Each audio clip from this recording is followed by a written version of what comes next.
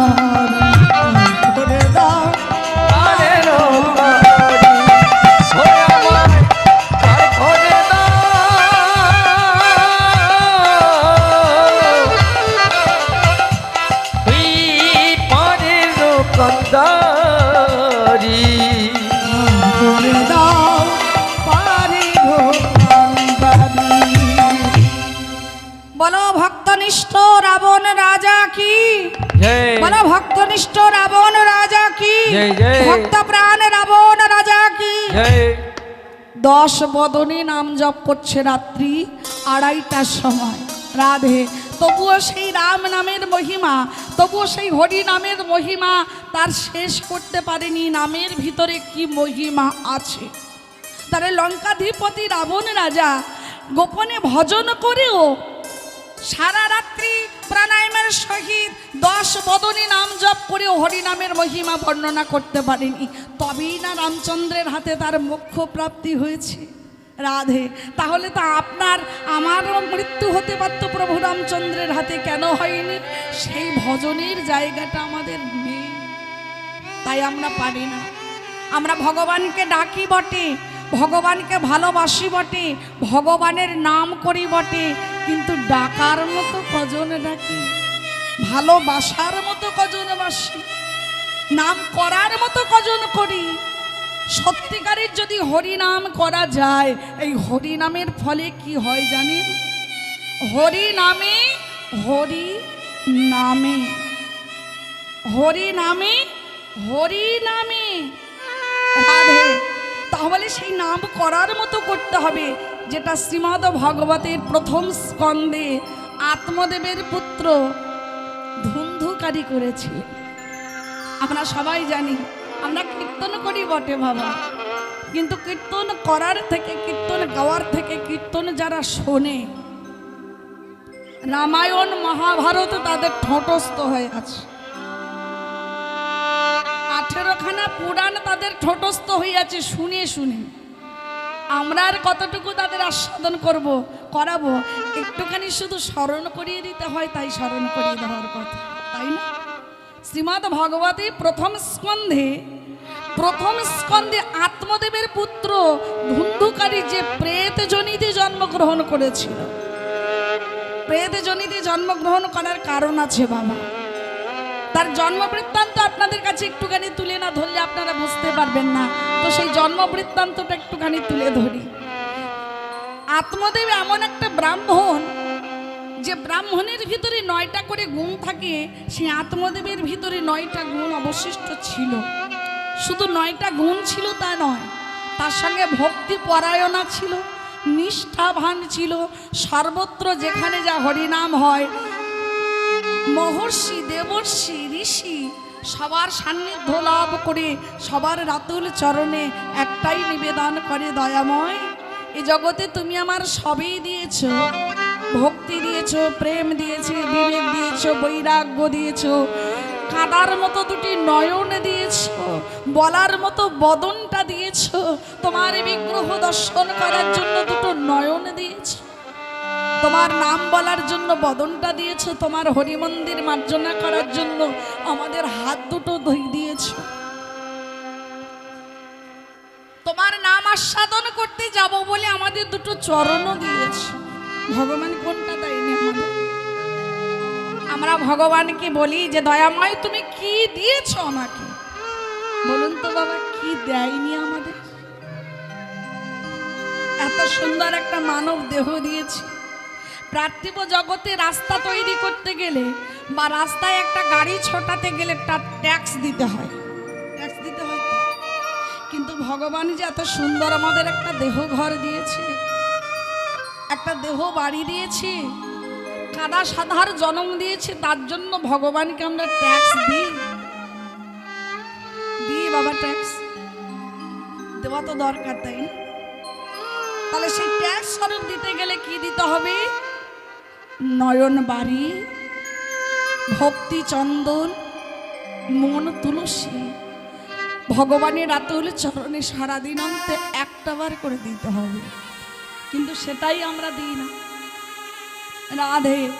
তাই তো আত্মদেব জগতে শিক্ষা দেওয়ার জন্য বলছি, হে দয়াময় তুমি আমার এত কিছু দিয়েছো, কিন্তু একটা জায়গা তুমি অপূর্ণ রেখে দিলে। সে অপূর্ণটা কোথায়? না, মানব জন্ম সফল হয় যাতে সেই সন্তানটুকু তুমি আমায় দিলে। ভক্তমণ্ডলী, ভক্তিমতী মায়েরা, এখানে প্রশ্ন আমাদের জাগে, সন্তান আমাদের অনেকের হয়, সিন্টু, মন্টু, বিল্টু, পল্টু, লালটু, ধনঞ্জয়, সঞ্জয়, মনোরঞ্জন, কত কি নাম হয়। কিন্তু সত্যিকারের সন্তান নেতাজি সুভাষচন্দ্র বসুর মতো হয়েছে কারো? সত্যিকারের সন্তান ক্ষুদিরাম বসুর মতো হয়েছে? সত্যিকারের সন্তান কবিগুরু রবীন্দ্রনাথ ঠাকুরের মতো হয়েছে? বিদ্রোহী কবি কাজী নজরুল ইসলামের মতো হয়েছে? রামকৃষ্ণ পরমহংসদেবের মতো হয়েছে? স্বামী বিবেকানন্দের মতো হয়েছে? চৈতন্যদেবের মতো হয়েছে? হয়নি। কেন হয়নি? আগেকার দিনের মায়েরা তারা মা ছিল, আমরাও মা হয়েছি। তাদেরও রক্তে মাংসে গড়া শরীর, আমাদেরও রক্ত মাংসে গড়া শরীর। তাহলে তাদের গর্ভে যদি এমনও রত্ন আসে, আমাদের গর্ভে কেন আসে না? প্রশ্ন জাগে। আমরা গর্ভ তৈরি করেছি, কিন্তু গর্ভটাকে শোধন করতে জানি না। জমিটা ভালো হলে তো শুধু হবে না, ট্রেনিং দেওয়া চাষিও দরকার। তো চাষি যদি ট্রেনিং দেওয়া না হয়, জমি ভালো হয়েই বা কি হবে? আর ট্রেনিং দেওয়া চাষি হলে তো হবে না, জমিটা ভালো হতে হবে। তাহলে জমিও ভালো হতে হবে, ট্রেনিং দেওয়া চাষিরও প্রয়োজন আছে। তথাপি গর্ভ আমরা তৈরি করতে পেরেছি, কিন্তু গর্ভকে নিয়ে গর্ব করতে পারি না।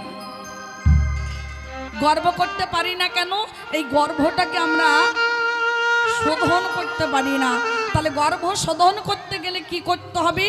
গর্ভে যখন সন্তান আসবে, তখন সাধুগুরু বৈষ্ণবীর চরণ লাভ করতে হবে, তাদের কৃপা অর্জন করতে হবে, তুলসী তলায় প্রদীপ জ্বালাতে হবে, ভক্তি দেবী তুলসীর কাছে ভক্তি প্রার্থনা করতে হবে। শুধু তাই নয়, শ্রীমদ্ ভগবত পাঠ আস্বাদন করতে হবে, গীতা পাঠ আস্বাদন করতে হবে, গীতা পাঠ শুনতে হবে। সারাদিন অন্তে একটা করে শ্লোক হলেও গীতা পাঠ আমাদের অবশ্যই শোনা দরকার। তবেই না গর্ভটা শুদ্ধিকরণ হবে, গর্ভটা। তবেই না নেতাজি সুভাষচন্দ্র জন্মগ্রহণ করবে, তবেই না স্বামী বিবেকানন্দ জন্মগ্রহণ করবে। নইলে তো বাবা সিন্টু, মন্টু, বিল্টু, পল্টু অনেক সন্তানই জন্মগ্রহণ করে, কিন্তু সেই সন্তানকে নিয়ে আমরা গর্ব করতে পারি না। তাই তো ভগবানের কাছে প্রার্থনা করছে আত্মদেব, দয়াময় তুমি একটা সন্তান আমায় দাও, কিন্তু সেই সন্তানকে নিয়ে যেন আমি গর্ব করতে পারি। সন্তানের মতো সন্তান তুমি দাও। যদি সন্তানের মতো সন্তান না দাও, তাহলে সন্তান আমাকে দিতে হবে না। কিন্তু সন্তান যদি দাও, সন্তানের মতো তুমি সন্তান দাও। আমায় একটি সন্তান দাও হে প্রভু, তোমার সেবার আর আমার একটি সন্তান দাও হে প্রভু, তোমার সেবার তরে। আমার একটি সন্তান। রাধে রাধে দয়াময়। কোথায় গিয়ে চাইছি, কোথায় খাচ্ছি? নৈমিষারণ্যে যেখানে মুনি ঋষিগণ বসে বসে পাঠ করছে, যেখানে মহাপুরাণের কথা সাধন হচ্ছে, সেইখানে আত্মদেব গিয়ে ব্যাসদেবের রাতুল চরণে বসে বসে খাচ্ছে, শুকদেবের রাতুল চরণে বসে বসে খাচ্ছে। ভগবান আমায় একটি সন্তান দাও হে প্রভু, রাধে তোমার সেবার তরে। দাও না দয়াময়, একটা সন্তান আমায় দাও না, তোমার সেবার জন্য দাও না।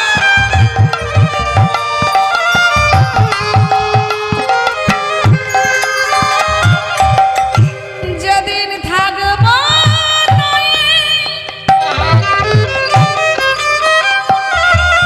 এই ধরাধামে, তোমায় ডাকবে ধরে, তোমায় ডাকবে ধরে, তোমায় ডাকবে ধরে। আমার একটি সন্তান দাও হে প্রভু, তোমার সেবার তরে। আমায় একটি সন্তান দাও হে প্রভু, তোমার সেবার তরে। রাধে রাধে রাধে। সেবার তরে। ভক্তমণ্ডলী, ভক্তিমতী মায়েরা, আমরা সন্তান চাই কিসের জন্য? ভগবানের কাছে প্রার্থনা করি কিসের জন্য? যে দয়াময় তুমি একটা সন্তান আমাদের দাও। গরুড় পুরাণে প্রেত তত্ত্ব নামক একটা তত্ত্ব আছে, সেখানে লেখা আছে যে পার্থিব জগতের মানুষ সন্তান চায় ভগবানের কাছে প্রেতরূপ নরক থেকে উদ্ধার পাওয়ার জন্য, তাই না? প্রেতরূপ নরকে আমাদের পতিত হতে হয়। যদি সন্তান থাকে, পুত্র সন্তান, পিণ্ডতে জল দিলে ওই প্রেতরূপ নরক থেকে উদ্ধার পায়। সেই জন্য আমরা সন্তান কামনা করি।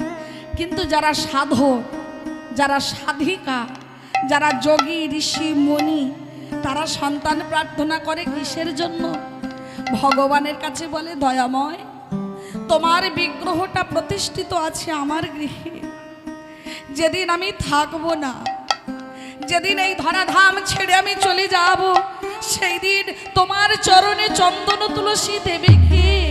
তোমাকে শৃঙ্গার করাবে কে? তোমাকে আহার নিবেদন করবে কে? তোমাকে ঘুম পাড়াবে কে? তোমাকে জাগাবে কে? তোমাকে মঙ্গল আরতি করবে কে? তোমাকে নিয়ে সযত্নে আদর করবে কে? তাই তোমার সেবার জন্য তুমি একটা সন্তান আমাকে দাও।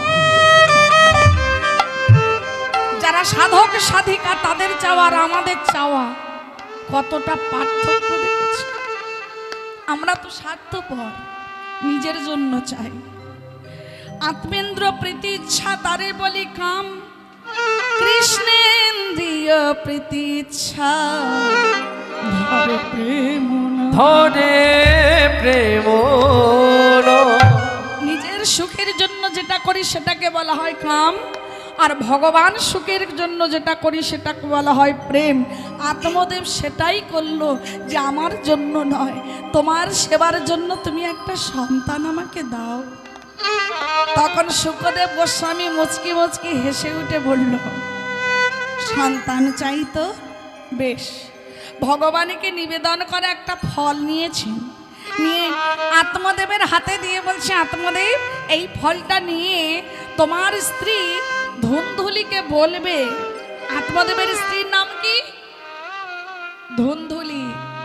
ধুন্ধুলিকে বলবে সকালবেলা স্নান করে উঠে তুলসী তলা লেপন করে তুলসী গাছের গোড়ায় জল দিয়ে ভক্তি দেবী তুলসীর কাছে ভক্তি প্রার্থনা করার পরে ভগবানের আতুল চরণে চন্দন তুলসী দেওয়ার পরে এই ফলটা যেন শুদ্ধ চিত্তে শুদ্ধ বসনে সূর্যদেবকে প্রণাম করে যেন সেবা করে। সেবা করলে তোমার স্ত্রীর গর্ভে সুসন্তান আসবে। নিতাই গৌর প্রেমানন্দ। ধুন্ধুকারী কি করেছেন জানেন? আত্মদেব তো এনে দিয়েছেন ধুন্ধুকারীর কাছে, আর ধুন্ধুকারী আত্মদেবের বিপরীত। বাংলায় একটা পয়ার আছে না, ঘরে বাইরে এক মন তবে হবে কৃষ্ণ ভজন। রাধে, ঘরের ঘরণী যদি এক হয় আর বাইরের স্বামী যদি তার দুজনার মন যদি এক হয় তবে কৃষ্ণ ভজন হবে, তার আগে হবে না। তাই ঘরে বাইরে এক মন তবে হবে কৃষ্ণ ভজন। তো আত্মদেব তো একেবারে ন্যায় পরায়ণা, নিষ্ঠা, একেবারে ভক্তি পরায়ণা, আর তার স্ত্রী তার উল্টো। সে কি করে জানেন? একটা থালার ভিতরে লবণ ভাগ ভাগ করে নেয়, ভাগ ভাগ করে নিয়ে গ্রামে গ্রামে গিয়ে বলে এইটা আমার শ্বশুর খাবি, এইটা আমার স্বামী খাবি, এইটা আমি খাবো, এইটা আমার ননদিনী খাবি। এখন কেউ যদি ভুলবশত বলে যায় তোর ননদিনীর ভাগে কম হলো কেন, ব্যাস ঝগড়া লেগে গেল। আমার ননদিকে কম দিয়েছি তো তোর 14 পুরুষের কি, তুই কেন বলতে যাবি? আমি কম দেই বেশি দেই সেটা আমি বুঝবো, তুই কেন বলতে যাবি? ঝগড়া লেগে গেল। মানে পায়ে পা তুলে দিয়ে ঝগড়া বাঁধায়, সারা গ্রামের যত খবর সব গ্রামে গ্রামে রটিয়ে বেড়ায়। এই হচ্ছে সকাল থেকে সন্ধ্যে পর্যন্ত তার কাজ। রাধে।